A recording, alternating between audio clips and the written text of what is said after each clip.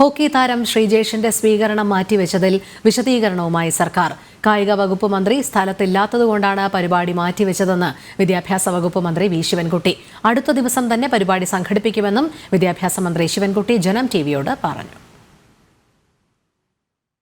26-ാം തീയതി വൈകുന്നേരം 3 മണിക്കാണ് ജിമ്മി ജോർജ് ഇൻഡോർ സ്റ്റേഡിയത്തിൽ ഭാരതത്തിന്റെ അഭിമാനമായ മലയാളത്തിന്റെ സ്വന്തം ശ്രീജേഷിന് സർക്കാർ സ്വീകരണമൊരുക്കിയിരുന്നത്.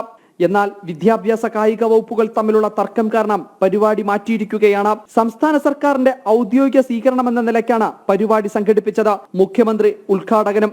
എന്നാൽ പരിപാടി മാറ്റിവെച്ചതായി വിദ്യാഭ്യാസ വകുപ്പിന്റെ വിശദീകരണം ഇങ്ങനെയാണ്.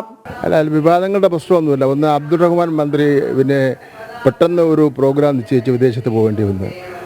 അപ്പോൾ സ്പോർട്സ് മന്ത്രി കൂടെ വേണമല്ലോ. അതിൻ്റെ യോഗത്തിൻ്റെ അധ്യക്ഷനാണ് അദ്ദേഹത്തിനാണ് നിശ്ചയിച്ചിരുന്നത്. ഒരു 2-3 ആഴ്ചയ്ക്ക് തന്നെ നല്ലൊരു ചടങ്ങ് വീണ്ടും നടത്തിവിടാം.